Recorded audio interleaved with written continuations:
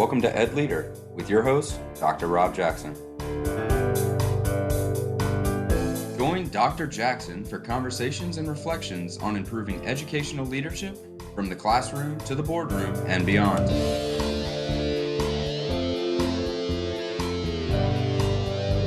Educational leadership is an ever-evolving opportunity to make a real and lasting difference in the lives of students, parents, and the community.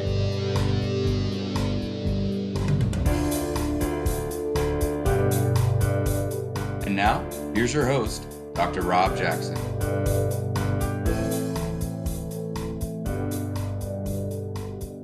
Hi friends, welcome to the 21st episode of EdLeader. I'm your host, Rob Jackson, and I want to thank you for spending time with me today. This is a time of great unrest in our country. The fear and worry caused by the COVID-19 pandemic and the ongoing protest against racism and the excessive use of police force have our children scared and confused as chaos swirls around them. For our students, there is a shelter from the storm, our teachers and educators, who shine a light of hope, of strength, of safety, and of belief. Today's episode is dedicated to our teachers, the shelters from the storm. Let's get to it.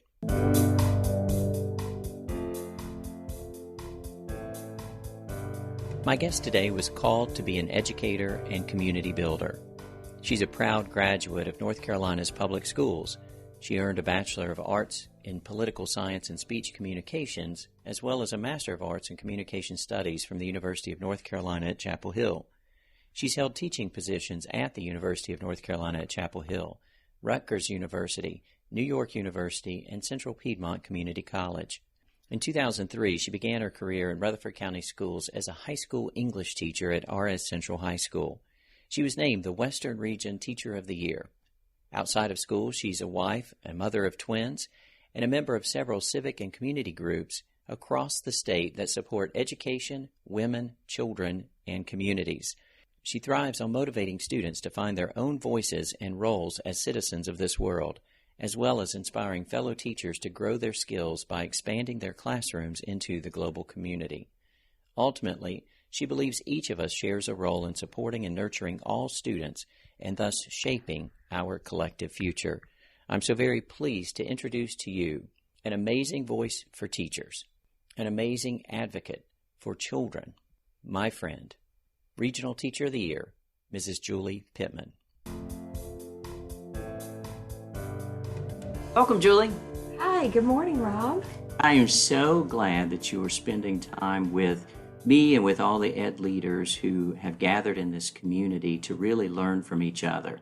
I appreciate about you the way that you are using your voice to advocate for your students, to advocate for other teachers. Talk to me about this journey that you've been on as you've grown beyond and through the classroom to really having this opportunity to speak up for teachers. What has that change been like for you? Well, thank you for the opportunity to be here with you this morning and discuss this. I just feel really blessed to have been able to find the classroom and then navigate through the classroom into this larger space of education. I have been a high school teacher in Rutherford County in Western North Carolina for the last 17 years, in the same school at RS Central High School teaching English, and in 2018 was named the District Teacher of the Year and then the Western North Carolina Teacher of the Year. Congratulations. Thank you. It's a great honor to be able to represent teachers in the western part of the state, but also just a great honor to be given lots of opportunities to expand my knowledge of education, my knowledge of schools in North Carolina, and really what the needs and opportunities are for students across the state. Throughout that year, I was able to work with my good friend and colleague and North Carolina State Teacher of the Year, Freebird McKinney, to really dive deep into what some of the critical needs are in North Carolina, but also what some of the bright spots are across the state. Right. I, this year, am an educator on loan from Rutherford County Schools to an organization called Share Our Strength, working on their No Kid Hungry campaign to really reduce the breakfast gap in North Carolina. And that opportunity has also allowed me the insight into what schools are doing creatively to help meet the needs of all of their kids, beginning at the start of the school day by offering them a healthy breakfast. I tell you, what's really cool to me, perhaps, is that it seems like you've had this opportunity because people have been drawn to your story in a powerful way. I've been blessed to hear you speak a number of times, and as you've spoken, you've begun to tell your story about your childhood. And in your presentation, you show a picture of yourself, I believe maybe in elementary school. 5 years old. 5 years old. And you ask the folks who are there, the audience, about that picture in terms of what they see, what their perception is of that picture, and then you begin to speak from there. What is it that you're sharing as you're sharing that picture? Right. I think as teachers and as human beings, we have this perception of what people are and who they are and what their story is without really digging in just based on first sight. Right. And sort of what those perceptions are can guide how we treat people. So I showed this picture of myself when I was 5 years old in the first grade, and I feel like I look like a pretty typical 5-year-old kid. It was my first grade class picture, and I remember telling the story about how I was excited to be able to wear this brown corduroy jumper in the picture because it was my favorite dress, and I had to wear school uniforms in the first grade, and I really wanted to be able to wear this dress because it was my favorite dress. And if you look at the picture, I've got combed blonde hair. You can tell that the tooth fairy's been to visit me a couple of times recently. I've got a pretty sweet little smile, but I think about what it was like for me during that school year and Right. how my teacher really didn't know some of the things that were going on at home in my personal life and the life of my family. And she judged me based off of my work ethic in class. And I talk about how I got in trouble for daydreaming a lot in class. And my teacher would say, Julie, if you don't get your act together, you're going to be that kid who fails the first grade. Oh. And just to be labeled as that kid in the first grade really stuck with me for a long time. And it really wasn't until my mom and my sister and I moved to North Carolina from Maryland, where that picture was taken. And I got into a classroom with Miss Vicki Temple. Her name is now Miss Vicki Temple Raines. She just retired after 44 and a half years of teaching and being an administrator in North Carolina Public Schools. Congratulations, Ms. Temple Raines. I love when we shout out EdLeaders, whose shoulders we stand upon. She's great. And it wasn't really until I got into her class in the first grade and she dug in on what my story was and found out some of the things that I was having to deal with, that she realized that I was not able to learn and progress as a first grader because I was dealing with a lot of things that most first graders shouldn't have to deal with. Right. And when she attended to my basic needs in class and let me know that I was loved and that she believed in me, and she believed in my mom and my sister and what we were going through, that I really began to flourish and to shine. And I think for the first time in my very short at that time educational life, I realized that teachers can have a really powerful role in a child's life. And I wanted to be that kind of teacher for my students. Absolutely. And I tell you, Julie, sitting in the room while you're sharing that picture and beginning to tell your story, it really hit me. It hit me pretty hard because I looked at the picture, as most people would, and caught myself with certain expectations. A young student who appears to be well dressed in the moment, who appears to be cared for. We just make a lot of assumptions. And absent really getting to know students and absent building the relationship that you're talking about, your second teacher actually doing, we can miss a lot of things there. And so I do think it comes back to building that relationship and getting to know our students and spending that time, and then clearly made a big difference in your life. How has that impacted you as a teacher? Because you had both of those experiences. Maybe, I'm sure each experience impacted you as a teacher, but how has that impacted you?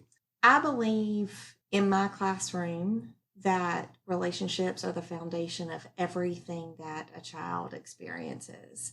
And if my students know that I'm really interested in them, in their story, in their dreams and goals and aspirations, if they believe that I will take them further than where those dreams and goals and aspirations are, that they'll really begin to see themselves as valuable in the classroom and valuable beyond the classroom. Right. And I think that every teacher wants what's best for his or her students, and every teacher has an opportunity to make an impact on each of those kids. Absolutely. And really be that kind of teacher for those kids. Doesn't it just kill you when we hear words and people using words like those kids or that kid? And you talked about your first teacher labeling you even as a first grader as that kid, and you don't want to be that kid or those kids. When the truth is, they're all our children, and as a society, we need each of them to be as successful as possible. I mean, that's what we're called to do. I think it's about reclaiming what that means to be that kid, and reclaiming what that means to be that teacher. And it's really about perception. I talk a lot about how there are negative things that are being said about public education, about teachers, about students, about experiences in the educational field.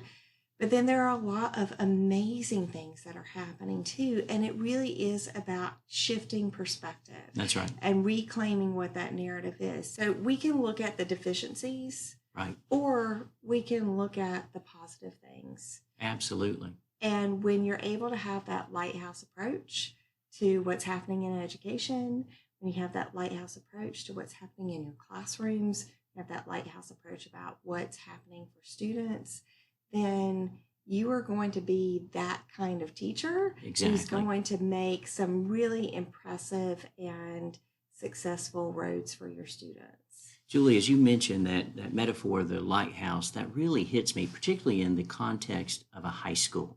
I spent most of my career as a high school administrator, and so high school can be a big, scary place for students in terms of if they don't feel like they fit in here, or if they don't fit in there, they need a lighthouse. They need a place of safety.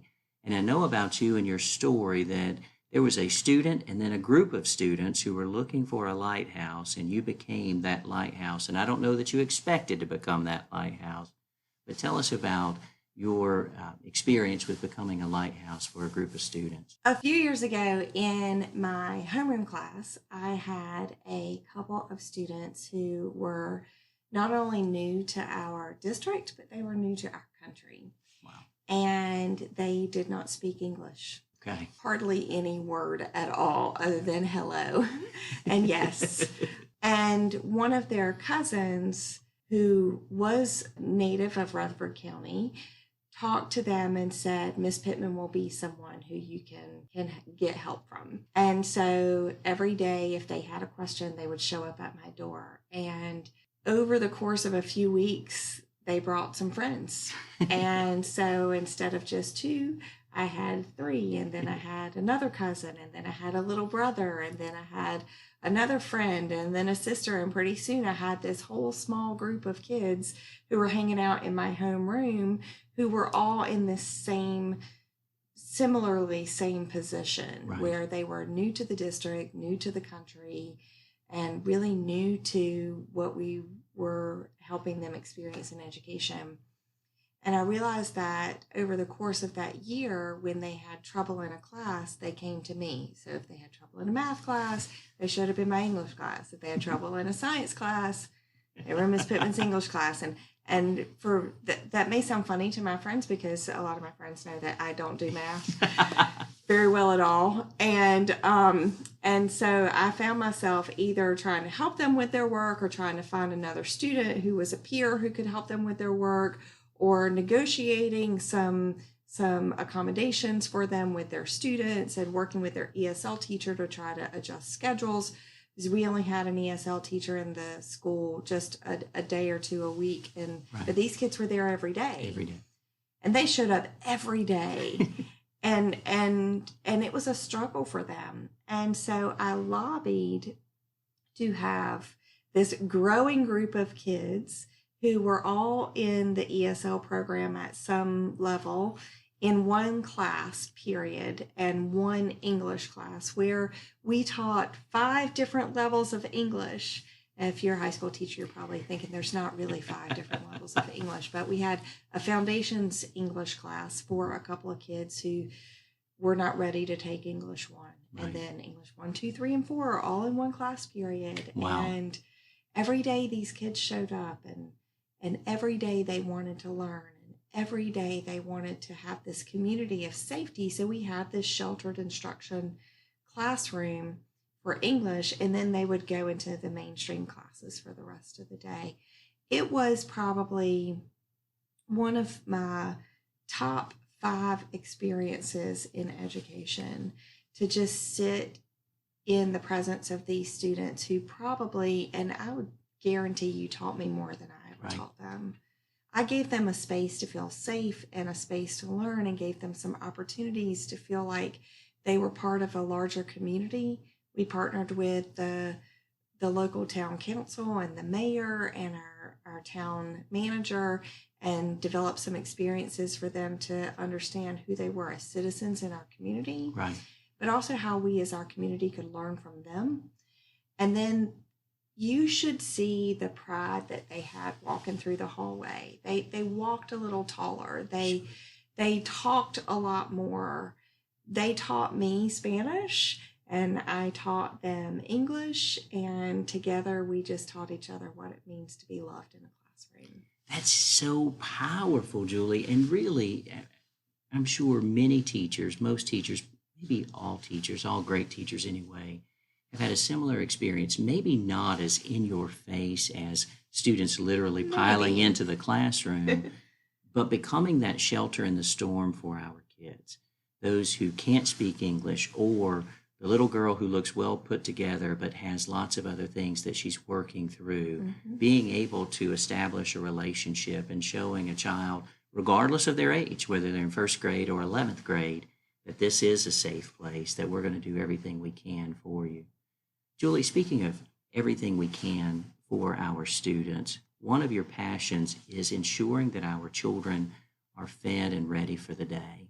Where does that come from? Talk to me about the importance of that in your life and in your career, and why you're advocating for that. Sure. I think in my community, there is a large need for people, not just students, to have some security in where their next meal is going to come from. Right. My husband and I have been great advocates for the backpack program for many years. In fact, I have twin 10-year-old daughters, and for their 2nd birthday party, instead of asking for presents, we asked people to bring food to stack the backpack room in a local elementary school, and really wanted to make sure that, my children don't want for much, if anything, but there are so many children who do. And so using that opportunity to allow their friends and our friends to really be a part of a passion of our families was important to us. We continue to support that program. But a few years ago, I had a pretty challenging 4th period class, and it took me a while to really understand why it was so challenging. And it was one day when I was walking around the classroom, and I noticed one of my students' backpack was open beside his desk, and in it was some food that obviously he had taken as leftovers from the cafeteria at lunch, and I don't know, was going to eat it on the bus ride home, or was going to take it home, or I don't know what he was going to do with it, but it was evident that it was there, and it was more than the normal toss a banana in your backpack after lunch. And I knew how far away he lived from the school. I knew he rode the bus. I knew that times were tough in his home. And I knew those things because I make sure that I know those things about my students, as most teachers do. And it broke my heart to see that he was not the only one. And over the course of the next few days, I noticed that that was a pretty indicative factor for him, and not only for him, but for other students in the classroom, that they were taking food home. And I teach high school, and so sometimes the backpack program is a stigma for students in high school. And I wanted to make sure that my students were not wanting for food when they went home, because Monday mornings can be tough if it's a long weekend. Absolutely. And knowing that a lot of students in our state don't eat after lunch until they get back to school the next day, that school for them is a place where they get fed. And that's the reason why they come to school. So a few years ago, my district qualified for the community eligibility provision, which allows for us to be able to offer food at no cost for breakfast and lunch, and sometimes after school meals, which is depending on wonderful. what the case is, to all students, regardless of their socioeconomic background. It's really important to understand how you qualify for the CEP, that those are for students who are identified as homeless, migrant, or receiving some kind of government assistance like SNAP. So when our school was able to qualify for the community eligibility provision and offer meals at no cost to our students, I was able to see that students were a little bit more attentive in class. All students were, and that our discipline records went down. Our student success went up. In Rutherford County Schools, we are meeting, exceeding, or outpacing the state level of benchmarks for everything that the state looks at for student success and school success across the board, from pre-K through high school. And I couldn't be more proud of my district and what they're doing to make sure that they're meeting the needs of all of our kids. You know, in some ways, it's been interesting as educators, we continue to have this conversation about the importance of ensuring our children are well fed, that we're going backwards to understand something that we've known all along, which Maslow many years ago put in his hierarchy of needs, which is to say our kids need to feel safe and secure, they need to be well fed, they need to have shelter before we ever get anywhere close to self-actualization or ready to learn. Right. And it seems like we just missed that for so many years. We're starting to wake up to that a little bit. I think so. I think we've for a long time really been focused on student success, test scores, school accountability, teacher effectiveness. Those are all things we have to be focused on, but we can't focus on those things, what it means for student outcomes, if we're not looking at what we're doing at the base level. If we're not putting into our students what we want to get out of them, we're missing the mark altogether. We'll never move up that Maslow's hierarchy if we're not looking at safety and food and security for our students. When we look at self-actualization for a student, and that's all we're focused on, that's like trying to put a roof on a house that has no foundation, and it will fall every time. Every time. Every time. You've got mail. Just when everything is going perfectly, someone makes a choice that lands squarely on your desk. What will you do, and how will you handle it? It's time to check the inbox.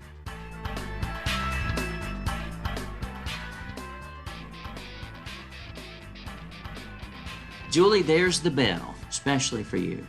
You've walked into a room, a PLC, a professional learning community of teachers, and they're beginning to have a conversation. You're there to share with them some piece of information, but you recognize very clearly that the room feels a little stilted, that there seems to be some negativity in the room. You talked earlier about being a lighthouse. So walking into that room where you're hearing a lot of negativity from teachers, what do you do? Okay, so I think that it's important as teachers, especially when there's a little bit of negativity, to think back to what it means to have a teacher who believes in you. Absolutely. To what it means to be a student sitting in a classroom where you might feel a little vulnerable. So I'd want to ask those teachers to think back to a time in their life where they were a student in a moment of vulnerability, and what either they had a teacher who pulled them out of that, or what they wished a teacher would have done to pull them out of that moment. So I'd like to model that. Absolutely.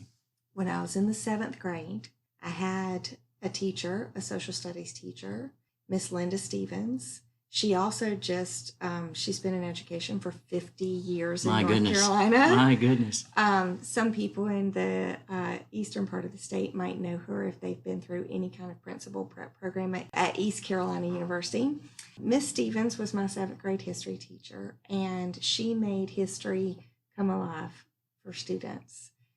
And I can remember just at the State of the Union address that year, she demonstrated what it would be like to be the president walking into the House chamber, and she played the music, and we all had to stand up and clap for her, and she gave her State of the Union address in our social studies class.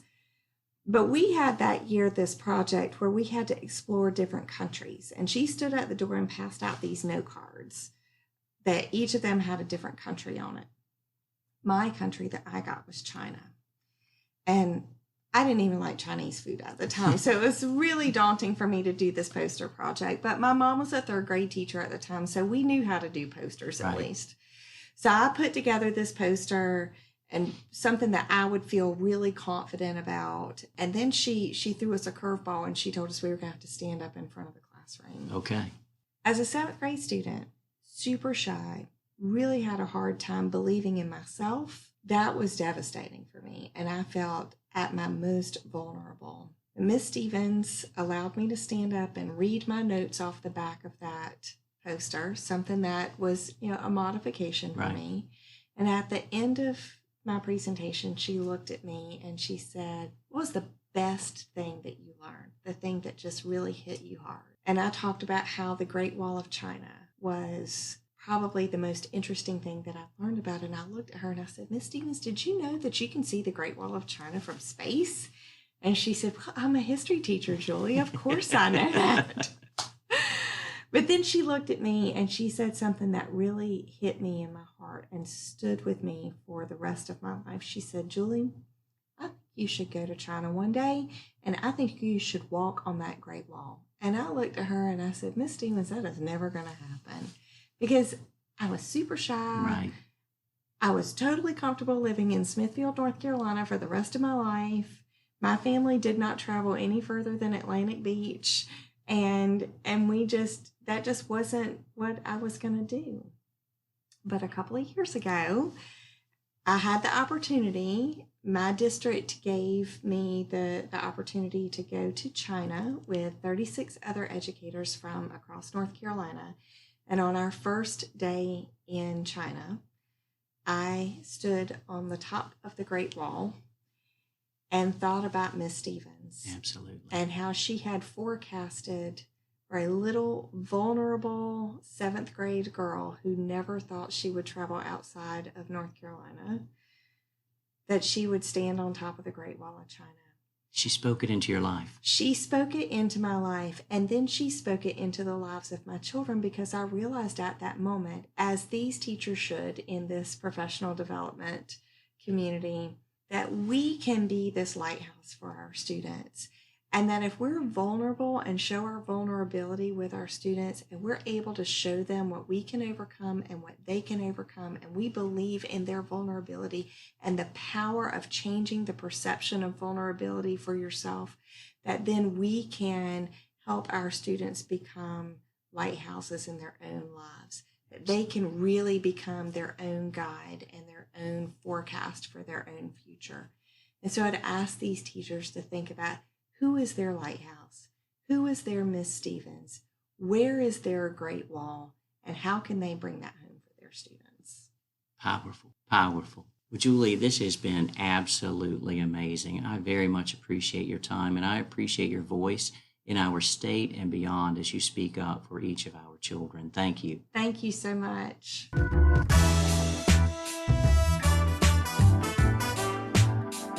I hope that you enjoyed our conversation with Miss Julie Pittman. Her call for each of us to build authentic relationships with students, knowing that in the classroom, relationships are the foundation of everything a child experiences, absolutely resonated with me. As we begin to prepare for our students to return in the fall in some fashion, let's focus on giving our students a space to feel safe, a space to learn, and a shelter from the storm. Thank you for spending time with me today, and thank you for all that you do for every student every teacher, and every staff member. You are making a difference. If no one else has told you, I want you to know that I believe in you. Good day.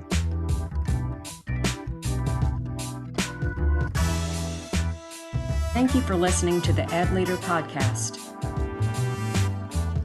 Please subscribe to the podcast and consider leaving a review with 5 stars on Apple Podcasts so that we may continue to grow the EdLeader community.